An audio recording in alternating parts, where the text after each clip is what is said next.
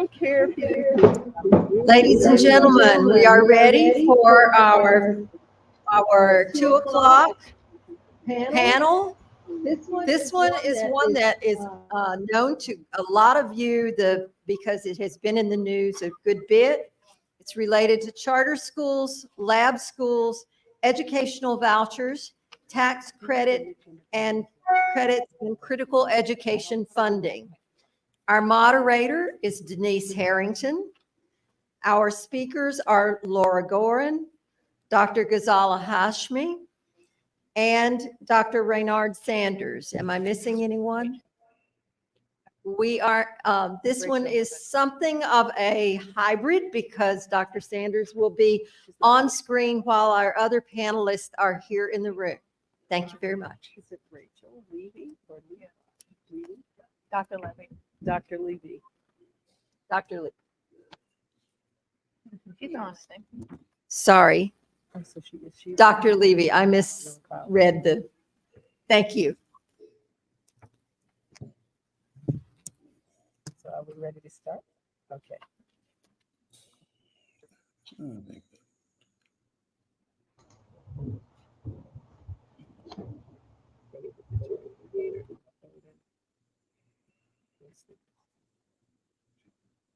Just try talking. Test. Oh, we're on. Thank you.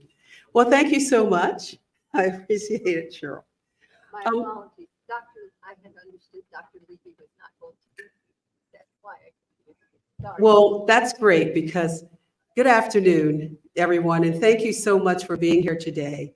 I'm going to mention just before I introduce, I'm going to introduce each panelist because I want you to know about, I hope this is exciting for you because we have some great folks up here and also in online land, if you will, and virtual.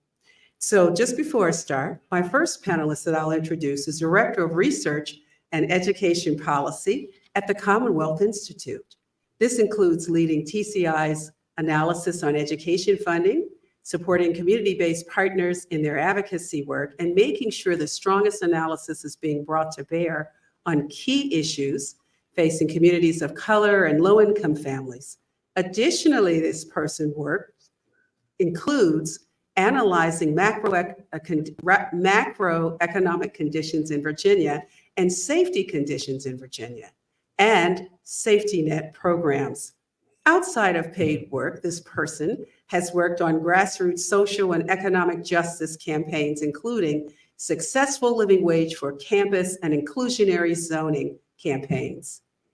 They've previously served as a research assistant at the Office of Federal Housing Enterprise Oversight and conducting research on housing finance issues. Ladies and gentlemen, let's give a big round of applause for Laura Gorin of TCI.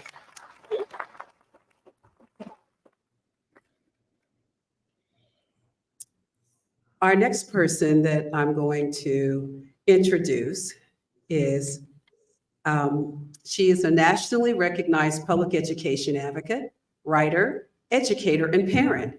She has served as a leader of the group Friends of Hanover Schools, as a local PTA unit member and booster club leader on several committees of the local school district in her area, and also on Governor Northam's PK-12 Policy Council as a local association president and on the education committee in her synagogue. She has a PhD in educational leadership and policy from Virginia Commonwealth University, and you can find her on Facebook, Instagram, and X, formerly known as Twitter, Dr. Rachel Ann Levy. Hi, everybody. Our next person that we're going to introduce has extensive experience in teaching, educational administration, and economic development. As a principal of a New Orleans high school, he developed the first school DNA lab in the state of Louisiana and created the Creole Cottage Project, an innovative workforce development program where students built houses in the school's community, which were then sold to first-time home buyers. He has also served as executive director of the National Faculty at New Orleans, a professional development agency designed to improve the quality of teaching in poor-performing schools throughout the Mississippi Delta, as director of the Urban Education Graduate Program at Southern University of Mississippi. Southern University of New Orleans. He also served as a consultant to several agencies, including the Mississippi NAACP, Southern Initiative Algebra Project, and Total Community Project. Dr. Saunders conducted numerous seminars and workshops across the country and wrote numerous articles, most recently on the market-based education reform sweeping the country. For 11 years, he hosted a weekly radio show on public education in New Orleans, The New Orleans Imperative. He also has authored 2 books, and I love these titles: 21st Century Jim Crow Schools, The Impact of Charters on Public Education, and the Coup d'etat of the New Orleans Public Schools, Money, Power, and the Illegal Takeover of the Public School System. He received his Bachelor's of Arts from Dillard University in New Orleans and a Master's in Education from Southern University in Baton Rouge in Louisiana, and a doctorate from Columbia University's Teachers College in New York City. Now let's give it up for and welcome Dr. Raynard Saunders.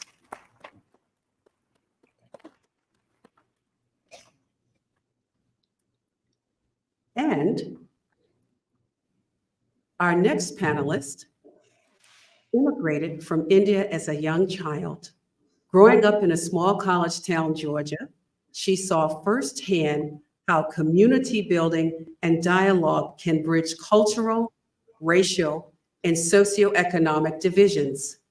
As an experienced educator working with Virginia colleges and universities for 30 years, she has presented numerous papers on literature, the scholarship of teaching and learning, online education, faculty development, and the role of community colleges. She has also published book chapter articles and essays on a variety of topics. She has served as the founding director of the Center for Excellence in Teaching and Learning at J. Sargent Reynolds Community College. She earned her PhD in English from Emory University in Atlanta, and she earned her Bachelor's of Arts in English with minors in philosophy and international studies from Georgia Southern University. Ladies and gentlemen, let's give a warm welcome to a scholar and a legislator, Senator, Dr. Ghazala Hashmi.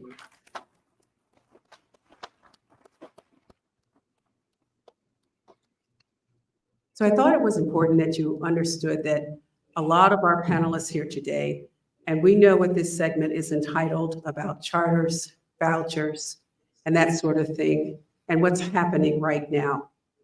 What I'd like to do is simply read this statement coming from Thomas Jefferson, and I think you'll get an idea why. Thomas Jefferson said, "An educated citizenry is a vital requisite for our survival as a free people." He also said, "An enlightened citizenry is indispensable for the proper functioning of a republic." So our discussion today will talk about some of the attacks on public education as it pertains to the social institution itself. So the first question I'd like to ask all of our panelists is, we are so fortunate to benefit from the things that you're doing in your respective disciplines. And so, Ms. Laura Gorin, the first question I'd like to ask you is, what or why, what drives you to do the work that you're doing? You know, when I think about it, I grew up in a mixed income, mixed race neighborhood in a deindustrializing city. And I really saw how parental income and therefore what schools people attended shaped each person's life outcomes. My best friend from childhood, he went to underfunded schools that couldn't meet his needs and the needs of other students. He ended up not graduating and found very few opportunities to make a living outside of the underground economy. And that really, I think, had an effect on me in terms of my understanding that this is deeply personal in terms of each of our life opportunities, and that the current system is deeply unjust. And, you know, those inequalities definitely continue to this day and continue to drive me to do this work. Thank you very much. And I would like to ask Dr. Levy. Can you hear me? Yes, I can. So can you hear me? Yes, we can hear you just fine. Okay, great. I grew up going to public schools. I went to DC. I grew up in DC. I went to DC public schools growing up in the 1970s and 80s. My parents were products of public schools. My mother in Chicago and the suburbs, and my father in Brooklyn, New York, and he went to Brooklyn College, you know, the child of immigrants. So I think our public schools are our greatest public democratic institution, even as I acknowledge everything. And we have to acknowledge what the previous speaker just said, that it's also been a tool for segregation and for denying opportunities and for inequities. But I think the promise of our public schools, just like the promise of our Constitution and the promise of the ideals that our country were founded on, are worth saving. And unfortunately, you know, our public schools are becoming in some ways more unequal, but also they're becoming, as they have become more open and more equitable and offering more opportunities to everyone, then people have seen that as a reason to try to end public education. And so all those reasons are, I just think it's they are the bedrock of our democracy, and I would like to keep them and keep our democracy. Thank you very much. And the same question to you, Dr. Saunders. What motivates you to do what you're doing? Thank you very much, and thank you for having me to come and talk about this most important issue. So I grew up in New Orleans in a household where human rights, social justice, and civil rights was a dinner discussion every night. I grew up at a time when the civil rights movement was very active, and you know, we discussed all of those things that happened. So I unconsciously grew up with a commitment around helping the community with the greatest need and helping my not just the African American community, but also the troubles that poor communities were going through. So, you know, that kind of drove me, and, you know, I went into public education. So I have always wanted to work and improve the lives of those kids that are at risk and the lowest quartile, and that everybody had given up on. And in my opinion, which America has failed in terms of race and class. And it has been historically, that community has been historically ignored, you know, since the founding of this country. Thank you very much for that response. And Dr. Hashmi? Well, good afternoon to everyone, and I think I'm just going to echo what my colleagues on the panel have shared. First of all, education is foundational to everything that we value, and it is, I think most of us here would agree, that it's our most essential public good, and it leads to public good. And so continuing to support public education is absolutely critical. But I myself, personally, I never understood a world where education wasn't the paramount and central of importance.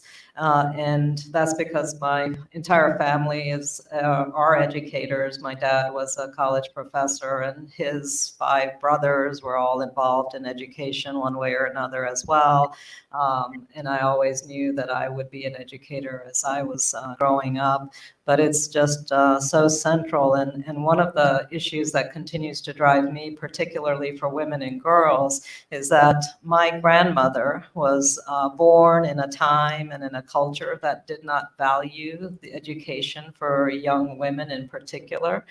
So she was pulled out of school when she was just 8 years old and never received any more formal education. And she saw that as a crime.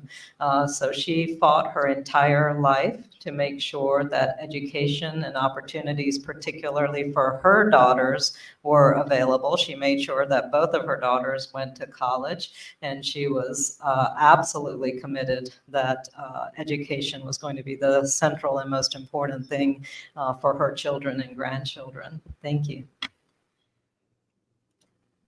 Thank you. And thank you all very much. For my next question, I want to come back to something that you said, Laura, because I want to stick with that. You talked about seeing a friend of yours who went to underfunded schools, et cetera. So the next question that I want to ask you, is the state of Virginia paying their fair share for children and public education? Unfortunately, I think the answer is no, and you don't have to take my word for it. The state's independent research body, which is called JLARC, just put out a big report about our school funding formula, which is called the Standards of Quality, and they found that any way you look at it, our school funding formula falls short of meeting the needs of our students, and particularly students from low-income families, students who are English language learners, and students with disabilities. You can also look at national comparisons if you want to look at how Virginia is doing in funding our schools. The Education Law Center looks at the adequacy of funding in each state and gave Virginia a D, so below average on our adequacy of funding our schools. We also got a D on the equity of funding our schools. That is, how much goes to high need students compared to low need students. And we got an F grade on our effort in school funding, because Virginia is actually a high capacity state. We're the 12th highest state in the country at this point in terms of median household income, but we're 36th in the country in terms of state funding for our public schools. And I guess I'm talking a lot about money and funding, and that's because the research shows that funding does matter for student outcomes, and it particularly matters for students from low-income families. So putting an extra 10% into K-12 education funding for students from low-income families boosts that student's future family income by 17%, and also significantly reduces adult poverty rates. So school funding matters, and unfortunately, Virginia is not doing its fair share or what it could be doing. Thank you very much. And with that in mind, and you talked about some needs that are being neglected, especially in some of the high poverty schools, I would like to ask this next question, or schools in general, public schools. I would like to ask this next question to Dr. Levy. And the question I'd like to ask, why is it important, because as an advocate, I know you've done a lot of work for children, but why is it important specifically for children with ACEs, that is the adverse childhood experiences? You mean to go to schools that are fully funded? Yes, absolutely. Okay, so something that people say a lot is that education is the great equalizer, but, and it sounds good, but it's not really true. A number of years ago, like in the 1950s and 60s, the federal government decided that to kind of defund their war on poverty and put everything in education, and that education would prepare everybody to weather the whims of the market. And I don't think that's true. We need actually jobs programs. People need healthcare. People need housing. That all being said, so if a child has and their family has access to decent healthcare, has stable housing, has nutrition, their parents are meaningfully employed or are being assisted if they can't be for some reason, that child will come to school in a much better place, ready to learn. But that being said, there's a lot of things that students bring to school with them when they're living in poverty or when they don't have access to healthcare, et cetera. And so we need to make sure that our schools are offering as rich and meaningful an education and related services as possible. I think that schools can help make up for some of what some of where the rest of our government agencies are failing. And school is the place where the kids are, right? So why not have more mental health services in schools? Why not have more extracurriculars in schools? That's where the students are. That's partly why students aren't getting access to all of the services that they need. But we do know that students who come from, who are living in poverty, they need more in school than students who aren't. And so I think we especially need to, and then there's also psychological effects, just like there were psychological effects found for Black students during segregation when they saw that their schools were not equally funded. There are psychological effects to that. And I think for some schools, there are psychological effects for students who come to school and see, well, I've seen the school on the other side of town and it looks very different from my school. And why am I not worth that? Why is my education and my own well-being not worth what those students are? Thank you very much, Dr. Levy. So now what I'd like to ask to what you were talking about, and where we're staying on this high poverty, high needs, et cetera. But I know that in New Orleans, we're going to hear about a public charter school. So I just want to talk to you a little bit and just make sure we make up that distinction. Okay. How can I be frank? As someone who could not attend public education until I was in third grade because of massive resistance, because I'm Black. There were certain schools set up in place and things like that. People did things in churches and all that kind of stuff. But what I'm talking about here, so we're not talking, so one of the things that we heard from the segregationalists was give us our voucher, give us our tuition tax credit. We all know about Farmville, okay? And vouchers are a direct way to take money from public education, or perhaps steal money from public education and give it to people in private schools, okay? And a tuition tax credit is another way to indirectly take money from public education as well. And so now we're seeing another gimmick called the savings accounts and blah, blah, but still it's another way to divert funds from children and parents in public education to private education. So I want to make that clear. So when my next question for Dr. Saunders is talking about public charter schools that are accountable to a school board, to the SOLs, not these private charter schools or private schools essentially that are not accountable to the people or the communities they serve. They're private, they can do what they want. But he's talking about, so the next question that I'm going to ask about our public charter schools, and I'm making that distinction. So Dr. Saunders, Would you explain briefly to the audience how New Orleans public charter schools have become a national model for public charter schools? And that is to say, what's working well there that we can all duplicate here? I think that's an excellent question. And I think you described those other forms of moving money into private hands quite well, which is the same thing that is happening in New Orleans as we have an all charter school district. So we don't have any schools that are run by democratically elected boards. Each one of our schools have self-appointed charter school boards. So there's no elections. And so that money is moved from the public space into the private space.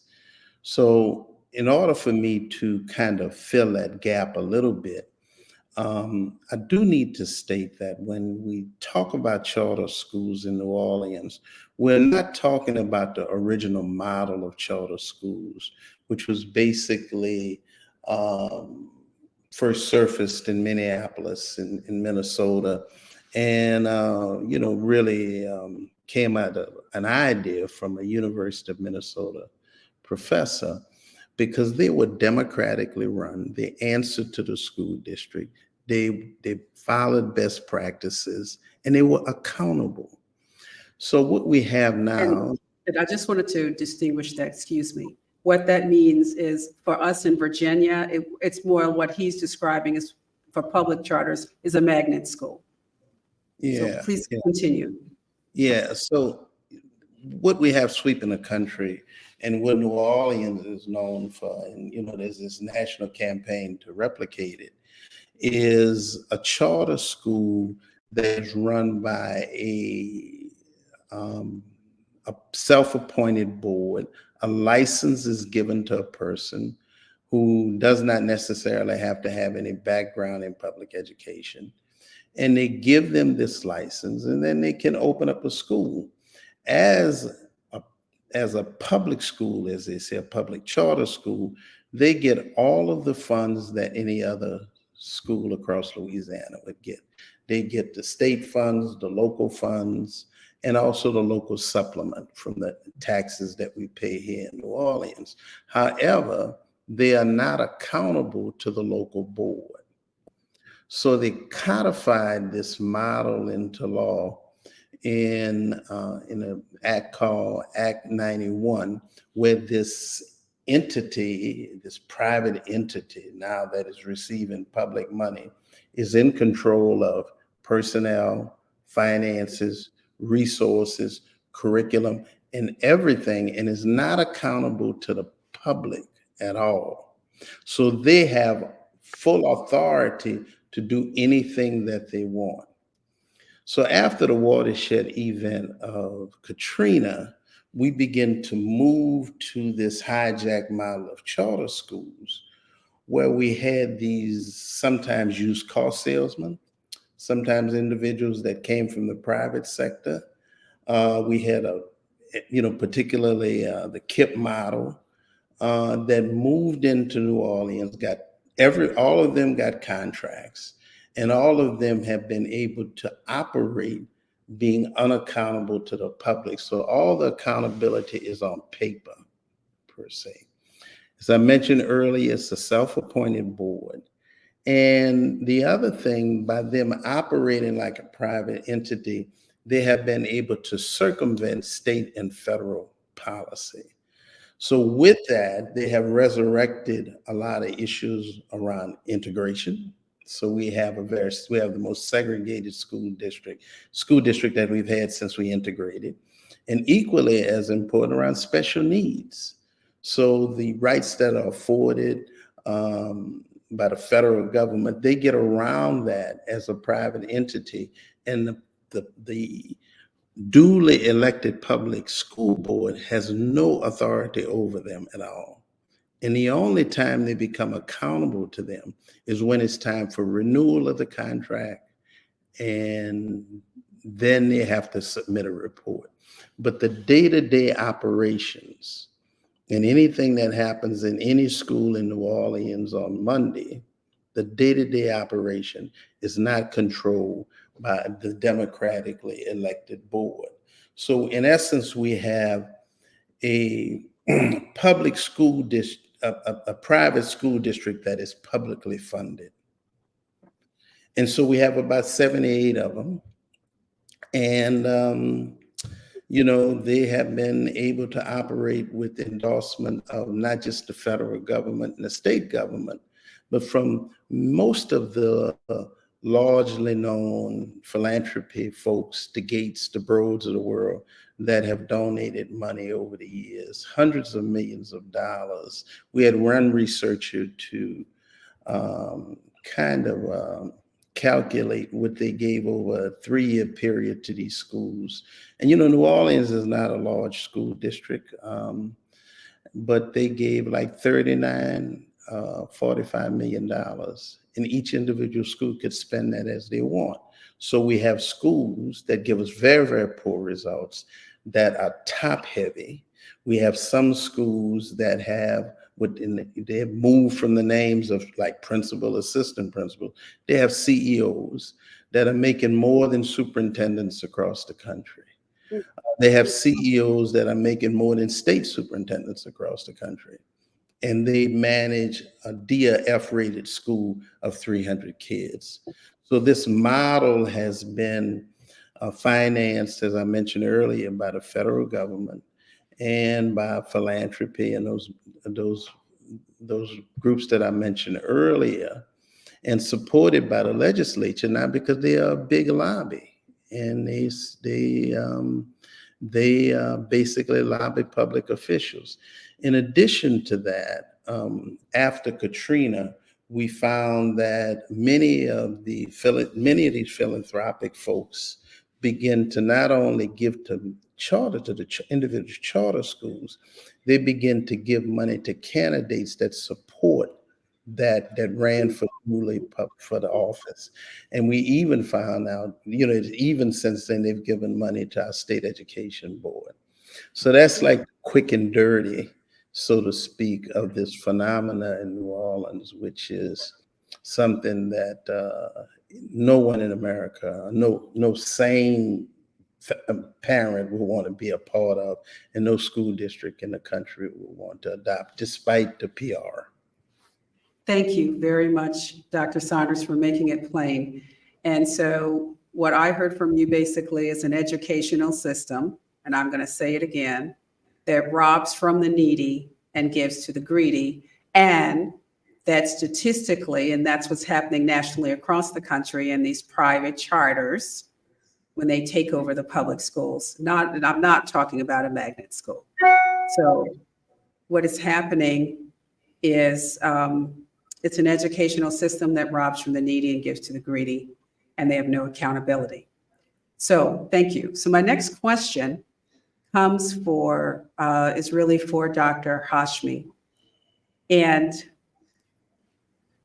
Dr. Hashmi, now that the governor has signed the budget, would you contrast the proposed budget from the Senate, because we had 2 chambers, the Senate and the House, budget, and the House's budget? Where were the priorities in those 2 chambers? Thank you. And if I could just quickly pick up on what Dr. Saunders was mentioning in New Orleans, we actually are seeing quite a bit of that same effort, as I'm sure a lot of you know, here in Virginia as well. We had a few bills for school vouchers, for school savings plans, for parent choice, family choice in schools, and so forth. But I think one of the more dangerous ones was a bill that seemingly on the surface, some people thought it was benign, but it was going to create at the governor's level, at the executive level, a commission to establish charter schools based on regions. And so there was going to be a board set up to evaluate charter schools on a regional basis and then grant that opportunity to create charters. Now, we already have in Virginia the capacity for local school divisions, elected school boards, along with the folks in the community. If they want to establish a charter school, they already have that right to do that. And so there's no need to change the code in that regard. And very few localities, as we know, actually do follow through because we have public schools. And so we have, there's no fundamental need or driving urgency for most localities to create their public charter schools. But this particular path would have taken authority away from local school boards, would have taken authority away from our localities, and would have granted another entity, another body, the opportunity to create a regional charter school. And that's where the danger comes, is when we usurp local authority in that regard. But just to get back to your question about the differences in the House and the Senate bill, I always refer to my, Lauren is laughing because she sees I brought the TCI cheat sheet, and most of us use it. We can't read the budget bill ourselves. It's 700 pages, and so we rely on our good experts at the Commonwealth Institute to put together these wonderful breakdowns of the bills. But some of the clear differences between the House and the Senate really was around this historic investment. So the Senate budget was quite heavy, deliberately heavy in putting significant funds to public education. And this is even before the JLARC study came out. We already knew we were underfunding schools. We already knew we had divested that funding well over a decade ago and that we had to restore the funding. So the Senate bill was putting in, along with the skinny budget that we had passed earlier, was going to be putting in just over 900 million in, I'm sorry, 1 billion. The Senate bill was putting in just over $1 billion. The House was putting very limited, by contrast, just 380 million. And we settled on a compromise of just over 900 million, which I think speaks to the resilience of the Senate conferees. Our conferees held firm, not giving away money to corporate tax breaks that would have been permanent and would have really destroyed our economy, but putting that money into public education, which we are going to continue fighting for. And just two other areas I'd like to highlight. The House did not include any funding to eliminate the support cap, which we know has been in place since 2008. And the Senate budget put in money about close to 300 million to eliminate the support cap. And then the Senate budget also included an additional 2% salary increase on top of 5% and 5% that had been granted through the original budget. So 12% salary increase for state-funded teacher positions. So those were some significant areas of difference between the two chambers. So what is the support cap is the question. The cap that was put in place on positions that are basically support to our instructors, our educators. So positions such as counseling services, our facilities, maintenance folks, all of those positions that are so critical and vital to the functioning of a good school system. That support cap had been put in place, and a lot of those positions had been eliminated, sadly. And so teacher aides in the classroom really resulted in teachers having larger size classes, leading to teacher burnout and so forth. So it's really necessary to support the ancillary positions.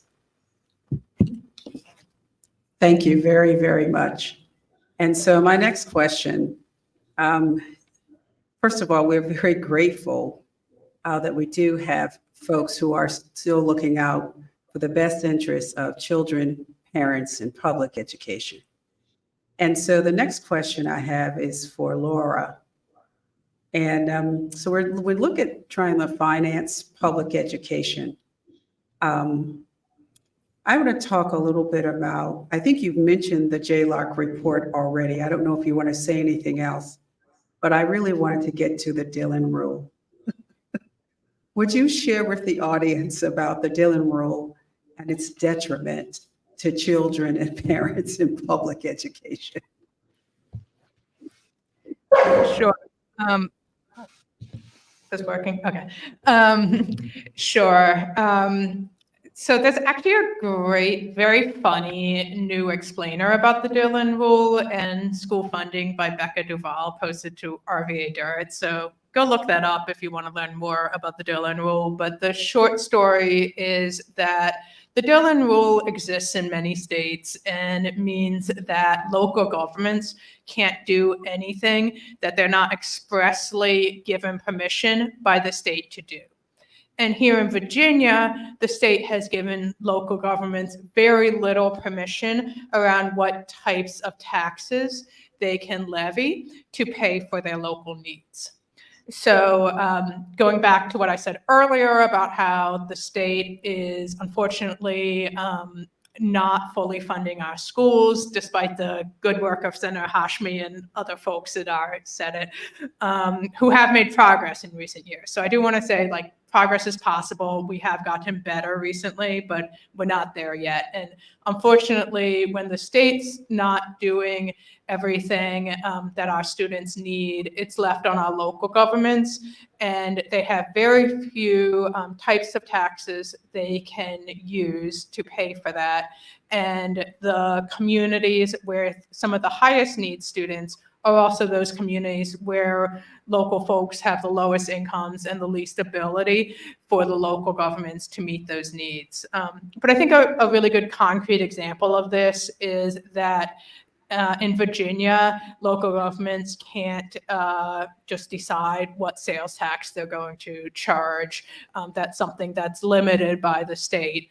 And the state legislature has said this very small number of local governments are allowed to go out to their residents and hold a referendum and ask if they want a sales tax to help pay for school construction, because that's an area where there's a lot of need in this state, is modernizing and maintaining and improving our buildings. But most local governments are not allowed by the state to levy that local tax, and even to ask their citizens at a referendum if they want to levy that tax. And there's been legislation each year to try to fix that. Unfortunately, those proposals have died in a House Finance Committee. But it is something where I think Virginia could do a better job of letting local governments take care of their schools and improve facilities for our students. And sorry, just one more thing. I think this is also honestly part of a longer and larger pattern in Virginia of the state really not investing in public schools and it being a place of contest. One of the earlier panelists referred to the history of public education in the Reconstruction era. And here in Virginia, you know, we had a movement that had to fight for the establishment and funding of a public school system. The Readjuster movement was an interracial movement that fought for our public schools and to get them funded. And there's been a reaction against that over time, over the years. And unfortunately, I think we're not done with that fight. Thank you very much. That just makes it quite clear. And my next question is to Dr. Levy. I'd like to ask you, what is the best way that teachers can advocate for their profession and their students? I think that all teachers should join their union. And then I think that all teachers should advocate for fair compensation and the benefits they deserve, and the working conditions, the teaching and learning conditions that are going to help them do their jobs the best and help the students learn the most, and to fight for a seat at the table so that they can have a say in the terms of their employment. So if you're just asking about teachers and education employees and workers, that's what I would say. Okay, that's great. So I sort of like that response, basically. I don't know, teachers' unions have always come under fire from some people who don't particularly care for children and parents in public education. And so my response to that is always, if you're a doctor, you join the American Medical Association. If you're a dentist, you join the American Dentist Association. If you're a teacher, you join the Virginia Education Association or the American Federation of Teachers. So I think that's very interesting. Thank you so much. And so I'd like to ask Dr. Saunders this question.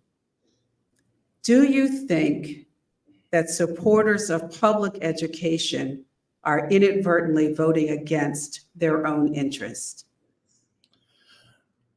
Very much so. I think that, public education has taken such a great beating, by people who either hate unions, who don't like Black, African American, or Black and brown led school districts and or boards or children.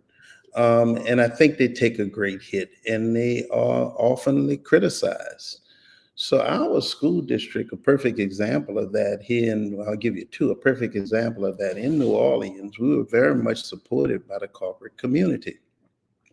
And beginning in the mid-'60s, and particularly in 1985, when we got our first African-American superintendent, we saw the corporate community pull back and stop supporting it.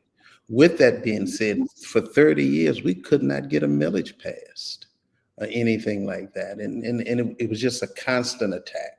The other issue is that, unfortunately, consciously or subconsciously, there's a large population in this country that think that Black, brown, and poor kids have a limited educational ability, or they are uneducatable.